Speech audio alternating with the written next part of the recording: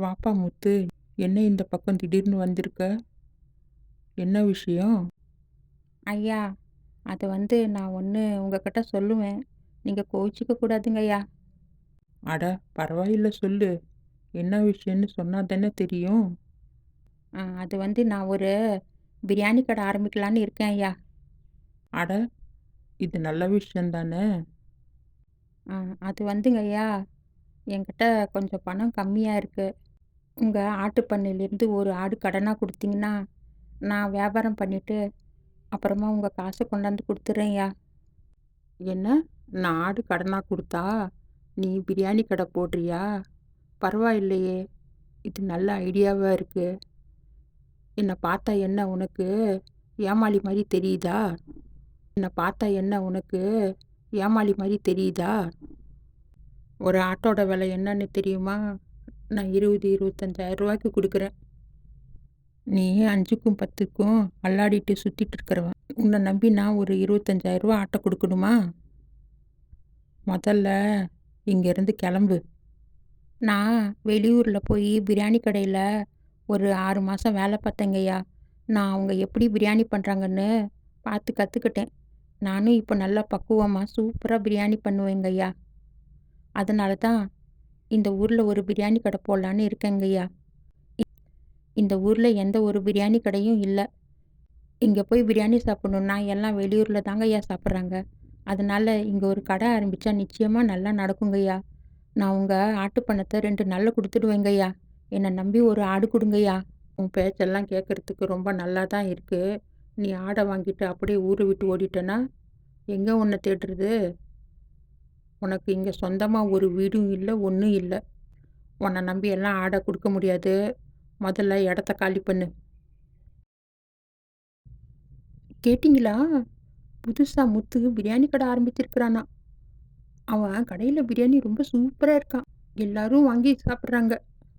ஏங்க, சாயங்காலம் வீட்டுக்கு வரப்போ 2 பிரியாணி வாங்கிட்டு வாங்க.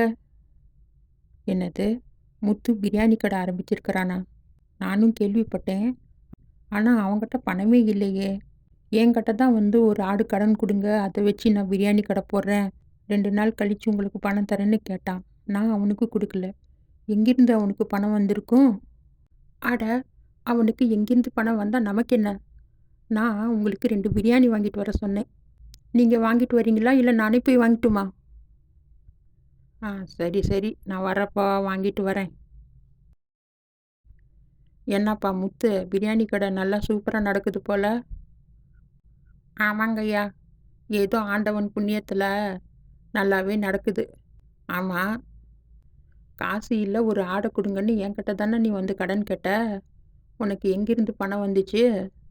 அதாங்கய்யா நான் சொன்னேனே, எல்லாம் ஆண்டவனோட அருள்.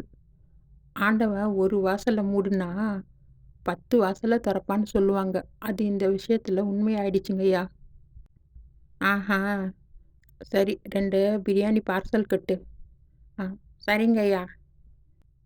பிரியாணி என்ன ரேட்டுக்கு விக்கிற? ஐயா, நான் ஒரு பிரியாணி ரூ. 150 தாங்கய்யா விக்கிறேன். உங்களுக்கு 2 பிரியாணி பார்சல் கட்டியிருக்கேங்கய்யா. சாப்பிட்டு பார்த்துட்டு எப்படி இருக்குன்னு சொல்லுங்கய்யா. ம். 2 பிரியாணின்னா ரூ. 300. சரி இந்தா பணம். ஐயா, எனக்கு பணம் எல்லாம் ஒண்ணும் வேணாங்கய்யா. நீங்க எடுத்துட்டு போய் சாப்பிட்டு பார்த்துட்டு எப்படி இருக்குன்னு சொல்லுங்கய்யா. பிரியாணி கொண்டு வந்துட்டீங்களா? எல்லோரும் பிரியாணி ரொம்ப அற்புதமா இருக்கு. சாப்பிட்டா அவ்வளோ டேஸ்ட்டா இருக்குன்னு சொல்றாங்க. நானும் இத டேஸ்ட் பண்ணி பார்க்கணுங்க. குடுங்க சீக்கிரமா. அட! பிரியாணி சூடா நல்லா சூப்பரா இருக்கு. நீங்களும் சாப்பிடுங்க. நல்லா இருக்கு பிரியாணி. இனிமே எனக்கு டெய்லி ஒரு பிரியாணி வாங்கி குடுத்துருங்க. என்ன இது மனசுக்கு ஒரே சஞ்சலமா இருக்கு.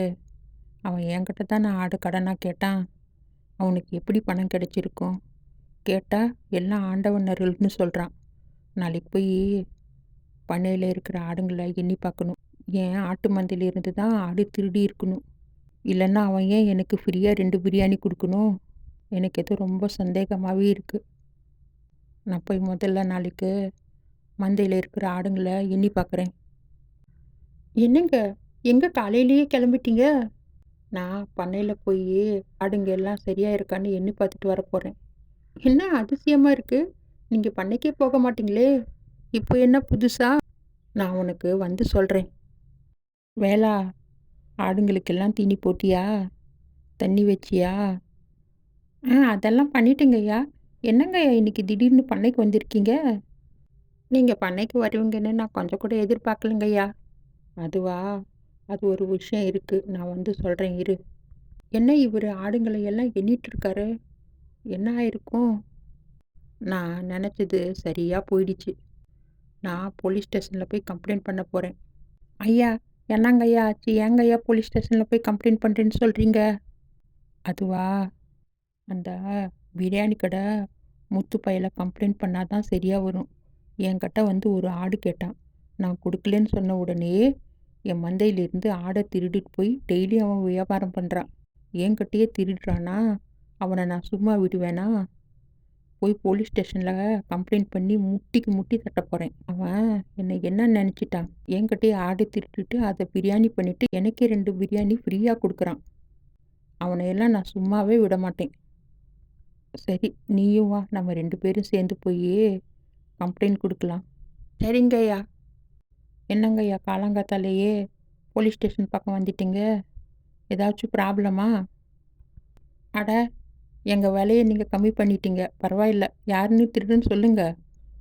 அவனை முட்டிக்கு முட்டி தட்டி உள்ளே போட்டுடுறோம். அதான் இந்த வேலன் தான் திருடன். ஐயா, என்னங்கய்யா சொல்றீங்க? நீங்க முத்து தானே திருடன்னு சொன்னீங்க. இப்போ வந்து என்ன திருடன்னு சொல்றீங்களே? விஷயம் இருக்கு வேலா. விஷயம் இல்லாமல் நான் சொல்லுவேனா? முத்து என்கிட்ட ஒரு 10 நாளைக்கு முன்னாடி வந்து ஒரு ஆடு கடனாக கொடுங்க, நான் 2 நாளில் திருப்பி கொடுக்குறேன்னு சொன்னான். எனக்கு கொடுக்கல. ஆனாலும் அவன் கடை போட்டுட்டு நல்லா சூப்பராக கடையை நடத்துகிறான். எனக்கு இன்னும் டவுட் அதிகமாகிடுச்சு.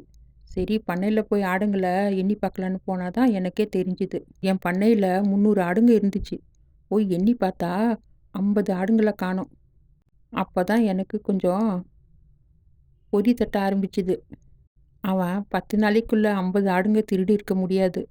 1, 2 இல்லைன்னா மிஞ்சி மிஞ்சி போனால் ஒரு 5, 6 ஆடு திருடி இருக்கலாம். ஆனால் இவ்வளோ ஆடு காணாமல் போச்சே எப்படின்னு யோசித்தேன்.